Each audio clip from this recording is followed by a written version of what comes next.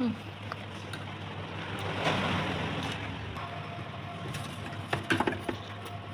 ៀបសួរបងប្អូនថ្ងៃនេះគឺថាមកចិត្តគៀនឆាយបកគៀនឆាយបងប្អូននេះខ្ញុំទាញយកទៅសៃចេញអស់ហើយខ្លះណាមានដើមស្រួយមានដើមស្វិតចឹងណាដើមស្វិតចឹងស្រួលទាញទេបើដើមស្រួយខ្ញុំពិបាកទាញនេះបងប្អូននេះខ្ញុំបកឲ្យអស់ហើយឆាឲ្យកូនចំណែកខ្ញុំវិញខ្ញុំហូបតកួនស្ងាត់ប្រហុកបងប្អូនឥឡូវគ្រឿងគឺបានត្រៀមរួចអស់ហើយខ្ញុំមានសាច់គោខ្ទឹមដើមគៀនឆាយគឺខ្ញុំហាន់អញ្ចឹងហើយតកួននេះគឺខ្ញុំស្ងោរជ្រលក់ប្រហុកហើយជាមួយនឹងទឹកឆាហើយមានស្លឹកទៀតបងប្អូនតកួននេះគឺខ្ញុំស្ងោរហូបតែឯងទេហើយដល់ពេលខ្ញុំថាអត់តង់កាត់ទេប៉ុន្តែដល់ពេលដាក់ទៅវាវែងពេកឥឡូវកាត់ទី2ដើម្បីស្ងាត់ខ្ញុំដាក់ខ្លាញ់ឲ្យក្តៅបន្ទាប់មកខ្ញុំដាក់បន្លែឆាបន្លែហ្នឹងគឺខ្ញុំឆាឲ្យវារៀងប្រែពណ៌បងប្អូនឆាទុកឲ្យវារៀងប្រែពណ៌សិនមិនខ្ញុំដាក់ទឹកឆាឥឡូវគឺថាបានប្រែពណ៌ហើយបន្ទាប់ពីរៀងប្រែពណ៌ខ្ញុំក៏ដាក់ស្លឹកវាខ្ញុំកូរស្លឹកតែ4 5ត្រឡប់មកហើយខ្ញុំក៏ដាក់ទឹកឆាការដាក់ទឹកឆាគឺខ្ញុំដាក់តាមបន្លែខ្ញុំបងប្អូនចង់ដាក់ទឹកឆាច្រើនក៏បានតិចក៏បានហើយបើអត់ចង់ដាក់ទឹកឆាបងប្អូនអាចបន្ថែមជាម្សៅរ៉ូឌីបងប្អូនអាចរោយជាម្សៅរ៉ូឌីឬក៏ម្សៅខ្នុរបានឥ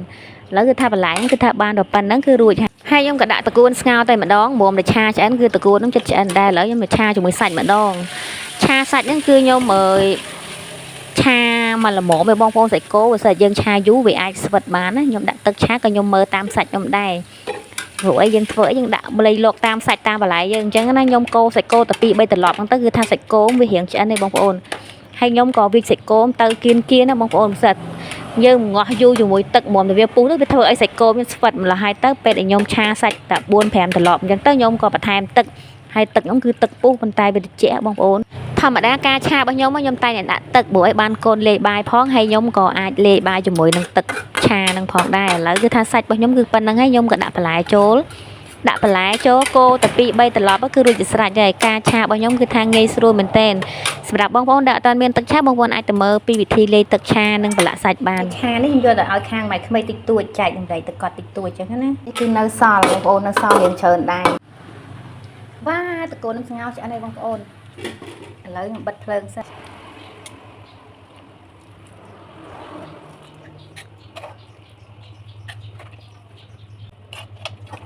បងណានេះក្តៅហុយតកួនស្ងោរក្តៅហុយឥឡូវរៀបចំហូបបាយសិនកូនខ្ញុំអញ្ចឹងណាគាត់ចូលចិត្តញ៉ាំមែនតែខ្ញុំទុកឲ្យគាត់ញ៉ាំខ្ញុំឲ្យហូបទេខ្ញុំហូបរបស់ឆ្ងាញ់វិញបងប្អូនមានពិសាបានខ្ញុំទាំងអស់គ្នាណាតែប៉ុណ្្នឹងមក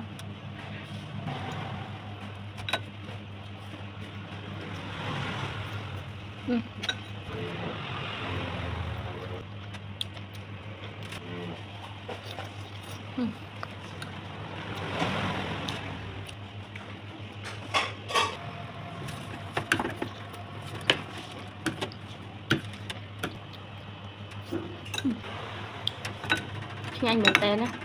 ប្រហុកយើងហូបចាប់គ្នាច្រើនហើយក៏អត់ទ្រាំដែរ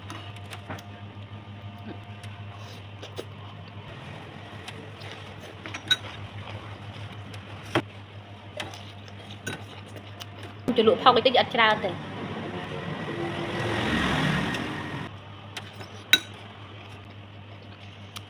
ឆាក៏ឆ្ងាញ់ប្រហុកក៏ឆ្ងាញ់